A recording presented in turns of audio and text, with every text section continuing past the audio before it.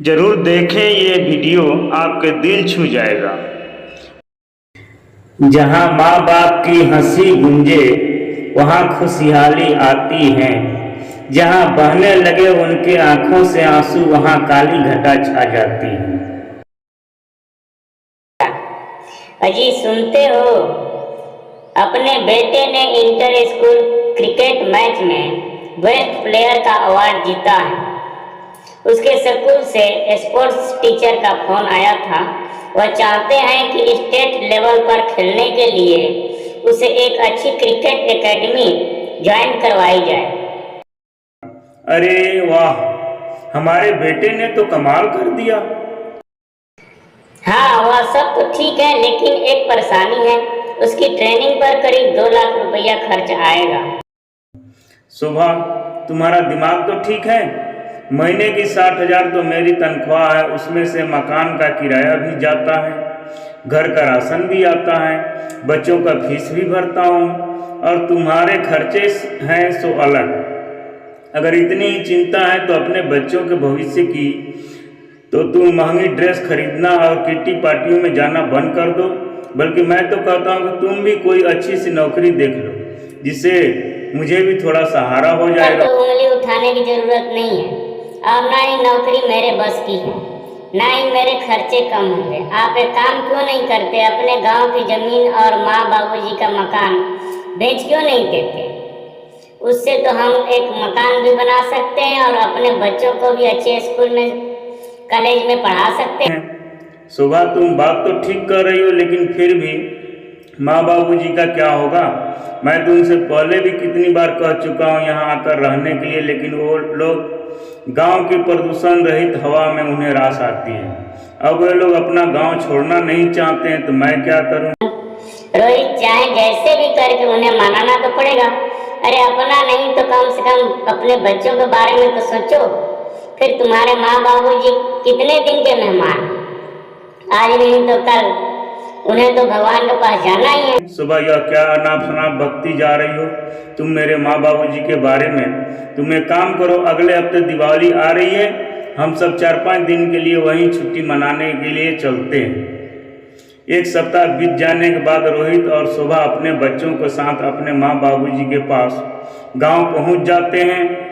घर में घुसते ही दोनों बच्चे खुशी से चिल्ला पड़े, दादू दादी जी, और झट से दोनों ने अपने दादा दादी को झप्पी डाल दी।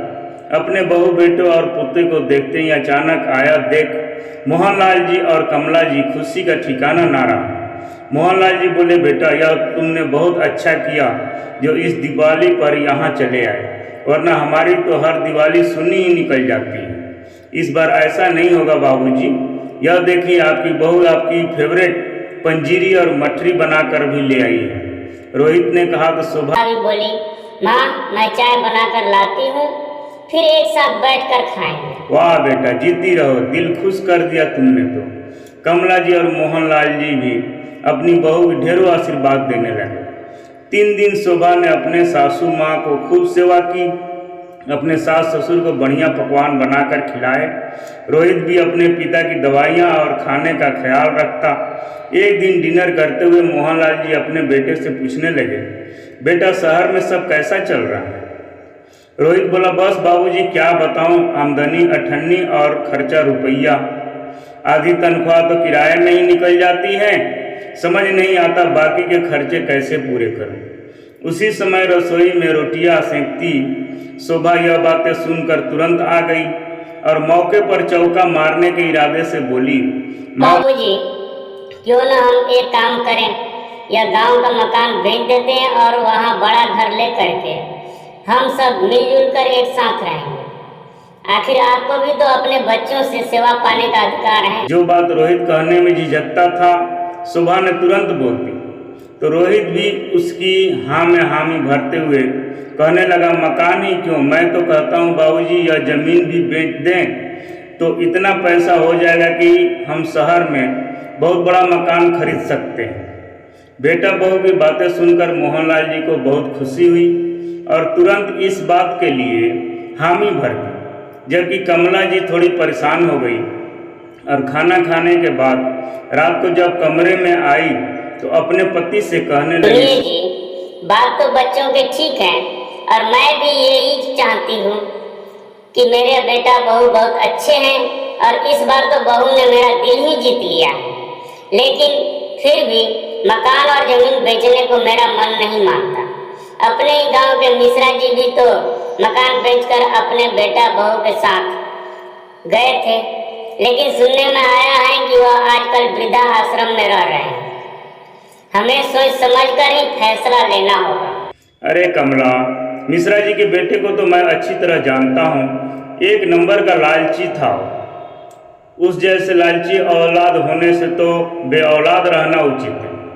तुम उसकी तुलना अपने बेटे से मत करो, हमारा बेटा तो हीरा है, हीरा। रोहित के कहने पर मोहनलाल जी ने अपना मकान और जमीन बेचने पर लगा दी और कुछ ही दिनों में सब कुछ बेचकर अपने बेटे के साथ शहर चले आए। मोहनलाल जी ने तो रोहित को एक बड़ा सा घर दिलवा दिया जहां सब लोग एक साथ रहने लगे। शुरू में सब कुछ बहुत अच्छा था। रोहित और शोभा अपने माँ बाबूजी की खूब सेवा करते। सास बहू आपस में माँ बेटी की तरह रहने लगी। सफाई और बर्तन के लिए काम वाली बाई को रख लिया गया, बाकी सारा काम वो दोनों मिल बांट कर लेती थी। लेकिन धीरे धीरे शोभा ने काम से पल्ला झाड़ना शुरू कर दिया। थोड़े ही समय में कमला जी को अपनी बहू के व्यवहार में परिवर्तन नजर आना शुरू हो गया। बहू पूरे घर को अपने अनुसार चलाने लगी और घर के हर काम में अपनी मनमानी करने लगी। घर का सारा खर्च उसने अपने हाथों में ले लिया। काम वाली बाई को भी हटवा दिया, क्योंकि अब उसे लगता था कि जब घर में सासू माँ बैठी ही हैं तो काम वाली बाई को पैसे देने का क्या मतलब। सुबह आए दिन अपनी सहेलियों के संग घूमने निकल जाती या घर पर किटी पार्टी अरेंज कर लेती, जिस कारण बच्चों को संभालने के साथ साथ रसोई का सारा काम भी एक बाई की तरह कमला जी को ही संभालना पड़ता। उधर मोहनलाल जी को सब्जी और दूध लाने और बच्चों को स्कूल ले जाने के बस स्टॉप पर छोड़कर आने जैसे काम दे दिया गया। वैसे तो कमला जी दिन भर काम में लगी रहती थी, लेकिन आज सुबह से ही उनकी कमर में थोड़ा सा दर्द था। सफाई करने और खाना बनाने से लेकर बर्तन धोने तक सारा काम करते करते रात तक कमला जी की कमर में इतना तेज दर्द शुरू हो गया कि वे दर्द से कराहने लगी। अपनी पत्नी की ऐसी हालत देखकर मोहनलाल जी से रहा न गया। अगले दिन उन्होंने अपने बेटे के साफ साफ कह दिया कि अगर बहू से काम नहीं होता तो सफाई और बर्तन के लिए एक काम वाली बाई लगा लो, क्योंकि इस उम्र में तुम्हारी माँ इतना काम नहीं संभाल सकती। लेकिन बाबूजी, आप तो जानते हैं कि मेरा तनख्वाह पहले जितनी ही है, मेरे पास इतना पैसा नहीं है कि मैं काम वाली बाई का खर्च उठा सकूं। और वैसे भी माँ और शोभा मिलकर सारा काम तो कर लेती हैं। आप शांति बनाए रखिए, लेकिन बेटा घर का लगभग सारा काम तुम्हारी माँ ही करती हैं। और जहाँ तक रही पैसे की बात, तो आए दिन तो बहू पार्टियों में जाती रहती हैं, शॉपिंग करने जाती हैं, आए दिन नए से नए कपड़े पहनने होते हैं। तुम लोग जब इस सब के लिए तुम्हारे पास पैसा है तो काम वाली बाई के लिए क्यों नहीं है? आखिर तुम्हारी माँ भी तो इंसान है। अपने ससुर के मुंह से यह बात सुनकर शोभा तमतमा उठी। बाबूजी, आप कैसे कह सकते हैं मेरे बारे में? मैं दिन भर घर का काम करती हूँ और अगर दिन में थोड़ी देर के लिए अपनी सहेलियों के साथ बाहर चली जाती हूँ तो इसमें हर्ज ही क्या? और फिर आप दोनों दिन भर करते ही क्या है? अगर थोड़े हाथ पर चला भी लिए तो कौन सी मुसीबत आ गई? बातें सुनकर कमला जी भी और मोहनलाल जी अवाक रह गए और उनका बेटा रोहित गुस्से भरी निगाहों से उसे कमरे में आने का इशारा करके चला गया। जैसे ही सुबह, उनके कारण मैं अपने आप को नहीं बदलूंगी। मैं पार्टी में भी जाऊंगी और लेटेस्ट डिजाइन के कपड़े भी खरीदूंगी, और अगर उन्हें एतराज है तो वो लोग अपने गांव वापस जा सकते हैं। तुम ऐसे कैसे कर सकती हो शोभा? वे लोग केवल हमारे खातिर अपना सब कुछ बेचकर यहाँ आए हैं और तुम्हें भी मालूम है कि उनके यहाँ रहते हुए तुम्हें कितनी सहूलियत है। बढ़िया खाना, घर की साफ सफाई, बच्चों की देखभाल, घर की चौकीदारी, सब काम तो कर देते हैं। मुझे सब मालूम है, लेकिन जो तीखी बातें उन्होंने आज मुझे सुनाई है, उसके बाद मैं तो उन्हें यहाँ हरगिज नहीं रहने दूंगी। अपनी पत्नी के मुंह से ऐसी बातें सुनकर रोहित अपना सिर पकड़कर बैठ गया लेकिन अब शोभा ने तय कर लिया कि वो अपने सास ससुर को चैन से नहीं रहने देगी। खैर कुछ दिन यूं ही बीते। आज मोहनलाल जी और कमला जी शादी की सालगिरह थी। यह दिन मोहनलाल जी के लिए बहुत ही खास था, इसलिए वे बहुत खुश थे। हर बार की तरह इस बार भी अपनी शादी की सालगिरह को यादगार बनाना चाहते थे, इसलिए मोहनलाल जी सुबह सुबह ही नहा धोआ कर तैयार हो गए। जैसे ही मोहनलाल जी अपने कमरे से बाहर निकले, उनकी बहू शोभा ने उसके हाथ में एक थैला 500 रुपए थमाते हुए कहा, बाबूजी ले आइएगा, और हाँ, हरी मिर्च का धनिया पत्ती भी लाइएगा। मोहनलाल जी ने देखा कि रोहित भी अपने काम पर जाने को तैयार था और चाय नाश्ता कर रहा था। मोहनलाल जी अपने बेटे के पास गए और उसे कहने लगे, तुम्हें तो पता ही है बेटा, आज का दिन मेरे लिए कितना मायने रखता है, इसलिए मैं चाहता हूँ कि तुम्हारी माँ को कुछ सरप्राइज दूं। कहते हुए मोहनलाल जी ने अपने बेटे से कुछ पैसे मांगे तो रोहित ने कहा, बाबूजी मैं तो महीने की तनख्वाह लाकर शोभा के हाथ में दे देता हूँ, आप उसी से मांग लीजिए। ऐसा कहकर रोहित अपने काम पर चला गया। बाबूजी ने जब अपनी बहू की तरफ उम्मीद भरी नजर से देखा तो शोभा आंखें तरेड़ते हुए बोली, बाबूजी आपको भी मालूम है कि इनको महीने में कितनी तनख्वाह मिलती है, इतनी महंगाई में गुजारा भी मुश्किल से होता है, और फिर आपकी कमाई तो अब रह ही नहीं, और आपको इस उम्र में सरप्राइज देने की सूझ रही है। अपने पुराने शौक अब भूल जाइए और राम नाम जपिए। आपको जितने पैसे दिए हैं उतना में सब्जी आ जाएगी, फालतू के खर्चों के लिए मेरे पास पैसे नहीं। इतना कहकर शोभा वहां से चली गई। मोहनलाल जी उसकी बातें सुनकर सतम्ब रह गए। आज वे स्वयं को लाचार और ठगा सा महसूस कर रहे थे। तभी मोहनलाल जी की पोती निया उसके पास आई और उनसे पूछने लगी, दादाजी आप किस सरप्राइज की बात कर रहे थे और ऐसा क्या स्पेशल है आज मोहनलाल जी उसकी बात सुनकर उसे लाड करते हुए बोले, अरे बिटिया, आज तुम्हारी दादी की मेरी शादी का सालगिरह है। आज हमारी शादी को 40 वर्ष पूरे हो चुके और इन 40 वर्षों में एक बार भी ऐसा नहीं हुआ कि मैंने तुम्हारी दादी को कोई उपहार ना दिया हो। लेकिन इस बार शायद कहते कहते अचानक मोहनलाल जी की गला भर आया और वे थैला और पैसे उठाकर सब्जियां लेने के लिए चले गए। सब्जियां खरीदते खरीदते भी मोहनलाल जी के कानों में उनकी बहू द्वारा बोले गए मिर्ची से भी तीखे शब्द लगातार गूंज रहे थे और सोचने लगे, लोग कहते हैं कि अच्छा कर्म करो तो अच्छा फल मिलता है, लेकिन हमने तो कभी किसी को कोई दुख नहीं दिया, पूरा जीवन बच्चों की खुशी के लिए बिता दिया और आज ऐसी हालत हो गई है कि पत्नी को उपहार देने के लिए जेब में 500 रुपये भी नहीं है। सब्जियां खरीदकर जब मोहनलाल जी वापस आने लगे तो देखा कि एक दुकान पर कुल्हड़ वाला दूध बन रहा था। सोचने लगे, कुल्हड़ वाला दूध तो कमला को बहुत पसंद है। गांव में रहते हुए जब भी शाम को टहलने निकलते थे तो लाला की दुकान पर रुककर कुल्हड़ वाले दूध का आनंद उठाते थे। सुबह ने सब्जियां के लिए तो पैसे दिए हैं, उसमें से 50 रुपये बच गए हैं, तो मोहनलाल जी ने कमला जी के लिए दूध खरीद लिया और संतुष्ट दिल से घर लौट आए। मोहनलाल जी को पसीने से तरबर देख कमला जी अपने आंचल से उनका चेहरा पोंछने लगी। इस उम्र में इतना काम करने की क्या जरूरत है? अब से आप आराम करेंगे। यहाँ सब्जी के रेडी आता है, थोड़ी महंगी सही, हम लोग यहाँ से सब्जी खरीद लेंगे। अरे कमला, वह सब छोड़ो, देखो मैं तुम्हारे लिए क्या लेकर आया हूँ। मेरी जीवन संगनी, तुम्हें हमारी शादी की सालगिरह बहुत बहुत मुबारक हो। यह कहते हुए उन्होंने कुल्हड़ वाला दूध कमला जी की तरफ बढ़ाया। कमला जी मुस्कुराकर बोली, आप भी हद करते हैं। जीवन में इतनी परेशानियां हैं, फिर भी आप किसी न किसी तरह मेरी जिंदगी में मिठास घोल ही देते हैं। तभी उधर से शोभा आई। बाबूजी, मैंने आपको धनिया पत्ती और हरी मिर्च लाने को कहा था, वो कहाँ है? बोलते हुए उसकी नजर कमला जी की तरफ गई और उसके हाथ में कुल्हड़ वाला दूध देखते ही भड़क गई। अच्छा, तो वो पैसे का आपने माँ जी के लिए दूध लाने को खर्च कर दिया, शर्म नहीं आई? आपको इस उम्र में चोरी करते हुए? कमला जी बोली, बहू, इसमें इनका कोई कसूर नहीं है। ये तो केवल मेरी खुशी के लिए मेरा मनपसंद दूध खरीद कर ले आए। ये बात चल ही रही थी कि अपने दादा दादी को एनिवर्सरी का तोहफा देने के लिए उनके पोता पोती बगीचे से कुछ फूल तोड़कर उनका एक गुलदस्ता बना कर ले आए और बोले, दादू दादी हैप्पी एनिवर्सरी।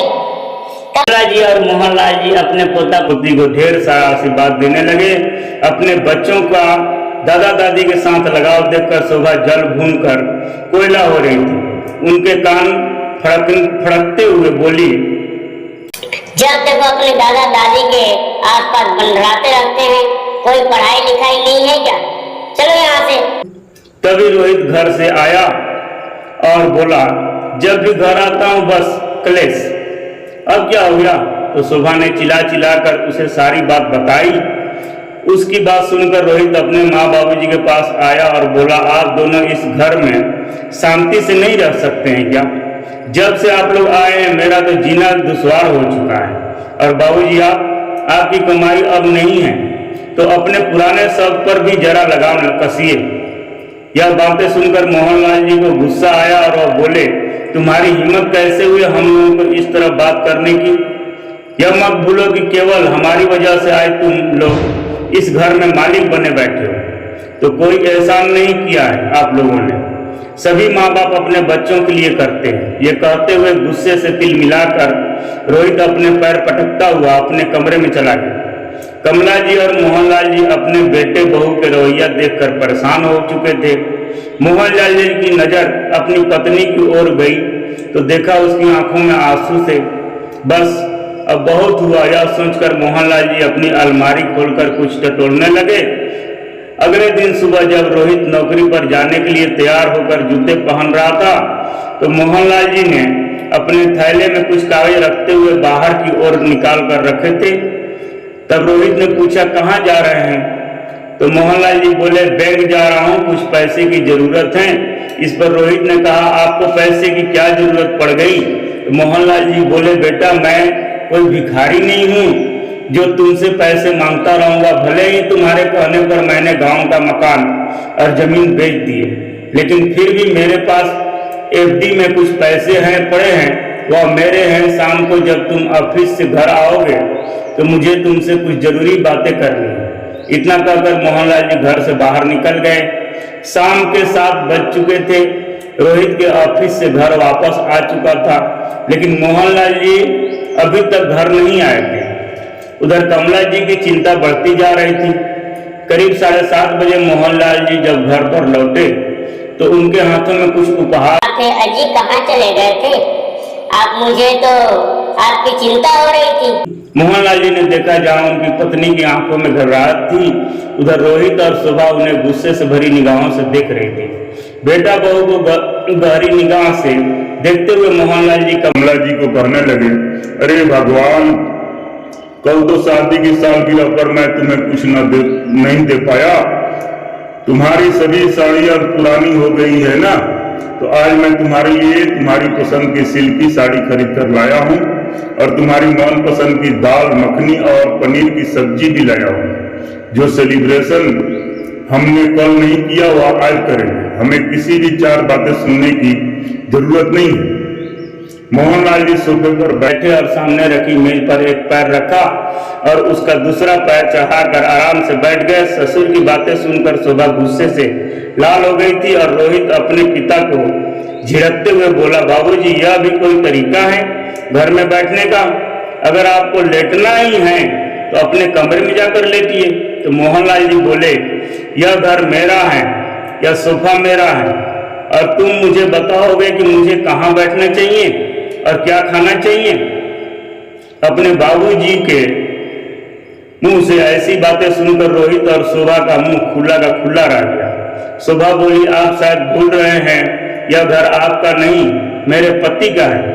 इस घर पर केवल आपका हक है। यहाँ वही होगा जो मेरे पति चाहेंगे। शोभा के मुंह से जिल्लत भरी बातें सुनते हुए मोहनलाल जी उसी आरामदायक अवस्था में बैठे रहे और बोले, तुम किस हक की बात कर रही हो बहू? पूछो अपने पति से कि यह घर किसके नाम पर है। टैक्स बचाने के चक्कर में उसने अपनी माँ बाप को जो महिला सीनियर सिटीजन के नाम पर रजिस्ट्री करवाई थी, और मैं भी यही चाहता था कि यह घर तुम्हारी माँ के नाम पर ही हो, इसलिए मैंने उसे यह सुझाव दिया। यह मतलबी दुनिया का हाथ देखते हुए कमला को अपना मकान बेचने समय हम दोनों की सुरक्षा की चिंता हो रही थी, जिसके मद्देनजर मैंने यह फैसला लिया था। इस घर में मैं जो कुछ भी करूं उसके लिए तुम लोगों से अनुमति लेने की जरूरत नहीं है। इतना बड़ा धोखा, शोभा चिल्लाने लगी। धोखा तो तुम हमारे साथ करने चली थी बहू, जो तुम पर ही उल्टा पड़ गया। जो तुम हमारे साथ करना चाहती थी वो तुम्हारे साथ हो गया। बस फर्क इतना है कि पहले इस घर में हम दोनों जाने वाले थे, अब तुम लोग चलते बनो। अपने पिता के मुंह से ऐसी बातें सुनते ही उन दोनों का मुंह खुला का खुला रह गया। फिर रोहित बोला, मगर बाबूजी, आप यह बात तो भूल रहे हैं कि पिता के प्रॉपर्टी में बेटे का पूरा अधिकार होता है। तभी शोभा बोली, बिल्कुल सही। अब कोर्ट केस करके आपसे अपना हक लेकर रहे। उन दोनों की यह बात सुनकर मोहनलाल जी बोले, अपना यह शौक भी पूरा कर लो बहू, मैं वकील साहब को अभी बुला लेता हूँ। थोड़ी देर में वकील रामानंद जी और मोहनलाल जी के खास मित्र थे, वहां पहुंच गए। वकील साहब बोले, इस घर पर कानून रोहित और शोभा का कोई हक नहीं है, क्योंकि इस घर में लगा सारा पैसा मोहनलाल जी की कमाई का है, और जिन्होंने मोहनलाल जी के खेतों की जमीन खरीदी है वे इस बात के गवाह हैं। तो जो सब कुछ भी है मोहनलाल जी का है, उनकी मर्जी के बगैर तुम्हें कुछ भी नहीं मिल सकता, चाहे लाख कोर्ट केस कर लो। मोहनलाल जी की यह बात सुनकर शोभा और रोहित एक दूसरे की शक्ल देखने लगे। फिर वकील साहब ने जाने के बाद मोहनलाल जी को बोले, अब कुछ तुम ज्यादा देर मत करो, अपना सामान उठाओ और चलते बनो यहाँ से। अपने ससुर के मुंह से यह बात सुनते हुए शोभा जैसे उबल पड़ी, बस इससे ज्यादा जिल्लत की बर्दाश्त नहीं करूंगी, हम लोग आज घर छोड़कर चले जाएंगे। कहते हुए शोभा तेजी से अपने कमरे में गई और सामान पैक करने लगी। तभी रोहित अंदर आया और उसे डांटने लगा, तुम पागल हो गई हो, तुम्हें पता भी है बाहर कितनी महंगाई है, घर किराया ही 25,000 है, ऊपर से बच्चों के फीस और राशन पानी। हमारी फीस से वही हालत हो रही है जो पहले थी, सारा किया धरा तुम्हारा है। मैंने तुम्हारे कितनी बार समझाया कि बाबूजी क्या ही सब कुछ लेकर उनसे ही बदतमीजी मत किया करो। अब जब पानी सर पर से ऊपर चला गया तो यह सब तो होना ही था। शोभा सुनकर सिर चकराने लगा और वह सिर पकड़कर धम से बिस्तर पर बैठ गई। अपनी गलती एहसास हो चुका था। अपने हाथों में बाजी निकलते हुए शोभा थोड़ी देर के लिए बाहर निकली और अपने सास ससुर के पैरों में गिर गई। बाबूजी, गलती तो आखिर बच्चों से ही होती है, लेकिन बड़ों का फर्ज होता है उनकी गलती को डांट कर समझाएं, लेकिन बेघर करना तो गलत है ना। फिर पीछे पीछे रोहित भी बाहर आया और बोला, बाबूजी, अपने पोता पोती का तो सोचिए, वह कहाँ जाएंगे बेचारे। और फिर छोटे मोटे झगड़े आखिर किस घर में नहीं होते, उन्हें बढ़ाने के बजाय बैठकर सुलझा लिया जाए तो अच्छा रहेगा। फिर मोहनलाल जी बोले, तुम लोगों का साथ अच्छा रिश्ता रखने में मैंने भरपूर कोशिश की, केवल तुम्हारे लिए हम अपनी इच्छाओं को भी भूल गए, पर तुमने तो अपने माँ बाप का प्यार को त्याग कर पल भर में भुला दिया। ख्वाहिश नहीं रखता और तुम्हें केवल एक अच्छा पति बनना है। और रोहित, अगर अब तुम लोग इस घर में रहना चाहते हो तो मुझे हर महीने 10,000 देने होंगे, जिससे मैं मेरी पत्नी की अपना खर्चा चल सके। घर और रसोई का सारा काम तुम्हारी पत्नी देखेगी। तुम्हारी माँ अब से घर का कोई काम नहीं करेगी। यदि तुम्हें मंजूर है तो तुम लोग यहाँ रह सकते हो, वरना दरवाजा तुम्हारे लिए हमेशा के लिए खुला है। इतना कहने के बाद मोहनलाल जी अपनी पत्नी के साथ बैठकर अपना पसंदीदा भोजन करने लगे। उस दिन के बाद से रोहित समय पर अपने पिता के हाथ में महीने का खर्च थमा देता। उधर शोभा ने भी वचन दिया था कि वो अपनी भूल सुधारने की पूरी कोशिश करेंगी। अब मोहनलाल जी अपनी पत्नी को समझा दिया कि अब अपनी जिंदगी में खुशियां किसी के लिए कुर्बान नहीं करनी चाहिए और ठाट बाट से जियो। उस दिन के बाद से मोहनलाल जी और कमला जी अपने पोता पोती के साथ बैठकर टीवी देखते, खाते पीते और जिंदगी का आनंद उठाने लगे। दोस्तों, यह वीडियो कैसी लगी कृपया कमेंट में जरूर लिखिए और कभी अपने माँ बाप को न सताए, आपकी वजह से उनकी आंखों से आंसू न आए, नहीं तो जिंदगी जो है अधूरी रह जाएगी। स्वर्ग नर्क यहीं पर है दोस्तों। सोच समझ करके अपने माँ बाप से रिश्ता रखें। माँ बाप तो भगवान के रूप होते हैं दोस्तों। यह वीडियो अच्छी लगी हो तो कृपया लाइक शेयर और सब्सक्राइब जरूर करें सर।